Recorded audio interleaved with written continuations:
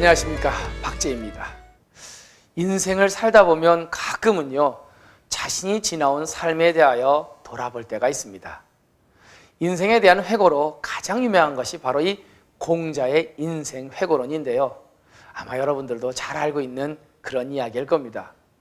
공자는 그가 한 번도 보지 못했던 64살 먹은 아버지와 그리고 그의 세 번째 여인이었던 17살의 무속인 사이에서 일명 야비생이라 들야차의 합할합자 들에서 합해서 태어난 그런 아이였습니다.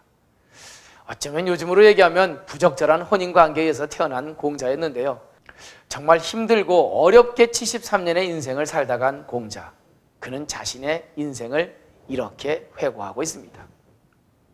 난 어려서 15살이 되었을 때 어떻게 하면 배움의 뜻을 둘까, 그 배움에 내 인생을 걸었다. 뜻지자 배우락자 지학이라. 그리고 15년 지난 후 30대에 나는 비로소 그 배움의 분야에 홀로서기를 할 수 있었다. 이 립이라. 그리고 내 나이 40대에는 확고한 나의 길이, 인생이 정해져 있어서 어떤 유혹에도 흔들리지 않게 되었다. 부록이라. 그리고 50대에는 내가 이 세상에 왜 태어났는지에 대해서 비로소 정확히 정립하게 되었다. 지천명이라.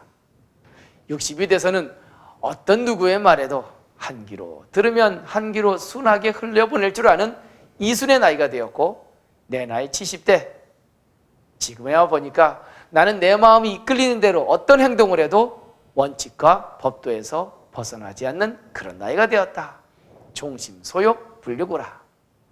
여러분들 잘 아시는 이 공자의 인생 회고론입니다. 40의 부록이니 50의 지천명이니 60의 이순이니 다 공자가 자기 인생을 회고하면서 규정했던 단어들인데요, 이 격정과 변화의 시기였던 춘추시대를 살다간 중국 최초의 교육자이자 지식인 1호라고 정해지는 만세사표 공자, 그의 삶의 역정이 잘 나타나 있는 이 논어의 인생 회고론입니다. 저는 논어의 이 구절을 읽을 때마다 40대의 나이, 이 부록의 나이에 대하여 한번 생각해 봅니다. 공자가 어떤 유혹에도 흔들리지 않았다면 과연 그 유혹은 무엇이었을까? 도대체 어떤 유혹에 끄떡도 하지 않았던 것일까? 공자가 죽고 난 다음에요, 100여 년 뒤에 전국시대에 활동했던 맹자는 그의 40대를 이렇게 정의합니다. 내 나이 40은 부동심이라. 안 입을 자의 움직일 동자의 마음심자, 즉 어떤 곳에도 흔들리지 않는 그런 나이라고 말입니다. 그러니까 공자가 자기 나이 40을 부록이라고 정의했다면 그보다 뒤늦게 태어난 맹자는 그걸 부동심이란 마음으로 되받아친 거죠. 공자의 고향 산동성 취푸 가까운 곳 추성에서 태어난 이 맹자는요, 어쩌면 자신의 인생과 비슷하게 홀어머니 밑에서 태어나며 살다간 그 공자라는 저 이웃 동네 인물에 대하여 자신의 인생에서 굉장히 중요한 목표였고 따라하기의 대상이었을 겁니다.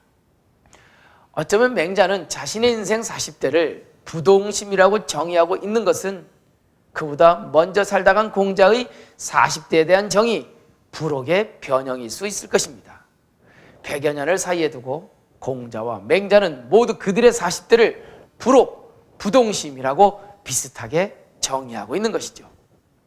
비록 홀어머니 밑에서 자랐지만 명분 없이는 어떤 부귀와 출세에도 타협하지 않았던 부동심의 맹자는 그의 제자였던 공선추가 제나라 왕이 선생님을 장관에 임명하신다면 마음이 움직이겠습니까? 안 움직이겠습니까? 라는 질문에 자신의 40대를 부동심이라고 정의하며 단호히 거절하고 있는 것이죠.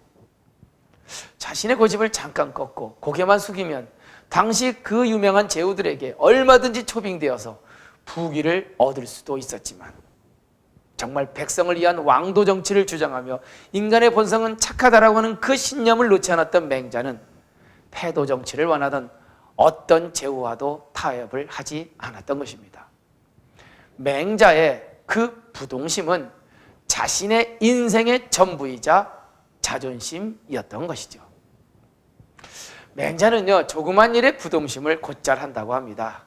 밥 한 끼를 못 먹고 굶주리고 있을 때 욕을 하며 밥그릇을 걷어차며 밥을 주면 비록 내가 굶더라도 그 밥을 먹지 않는 부동심을 잘 발휘한다고 합니다.